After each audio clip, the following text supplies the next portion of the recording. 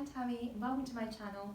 This video is a sewing pattern review all about the Sicily Slip Dress by Sewing Masin. I really love this pattern. I've already made two versions of this dress. So I've got a mini length dress which is golden and kind of floral print, and then I've also got a midi length version that is tie-dye that looks absolutely stunning as well. So I just wanted to kind of share my inspiration for the different fabric choices that I used, and then just in general about this pattern because it is such a beginner friendly, easy sew, and you get a dress within like a couple hours. So I hope you enjoyed this video and thank you for watching. The Sicily Slip Dress is a bias cut dress by Sewing Masin. The pattern comes with two versions, version A which has a skinny shoulder strap, a lower cowl neckline and finishes at a midi length, and then version B has wider straps as well as a higher cowl neckline, and the length of the dress finishes just above the knee. I chose to make version A because I prefer skinny straps, and I've already been wearing quite a few midi length dresses, so I felt like it would fit in my wardrobe better, and I prefer the silhouette slightly more of version A anyway as well. So on the Sewing Masin website, the main dress that is featured is this gorgeous red version in this really lovely floral fabric, and I was immediately drawn to it.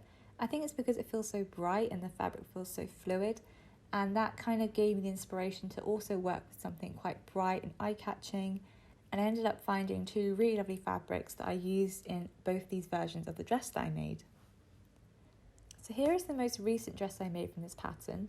I ended up using this really luxurious looking fabric from My Fabrics that I can leave in the description bar below. It is a really beautiful golden coloured satin with these small delicate floral details, and honestly it feels so much more expensive than it is. I only used about 1.5 meters of fabric for this, so I had to cut the hem much shorter, but I'm really happy with how it turned out. The drape of this fabric is really gorgeous. The weight of the satin is actually heavier than your usual satin, which keeps the structure of the cowl neckline beautifully, and also it's not too see-through when you're wearing it, and I just really love how it makes the dress fall. This dress is honestly really easy to sew. I completed it in about 2 hours, and then the instructions guide you on how to hang the garment overnight before hemming it to allow for an even hem. To achieve that nice drape in the cowl and for the dress to hug your body, you have to cut this pattern on the bias of your fabric, which is an absolute pain, but it is really worth it.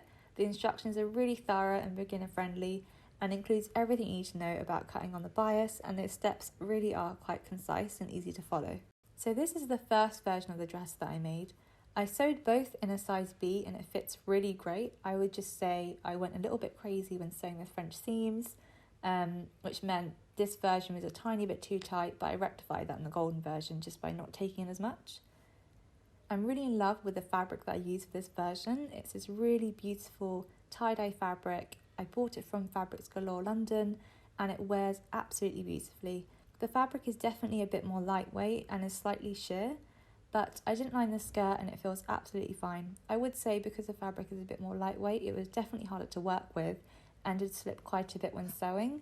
But other than that, I really love this dress. I think it hugs my body in a really beautiful way.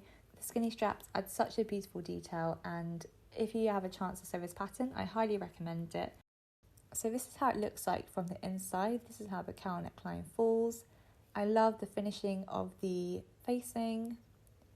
And then you've also got these really beautiful French seams that just add such a professional finish. And I really love the detail of the straps. Everything is just concealed nicely, everything's understitched, and it's just such a beautiful dress from the inside as well as the outside.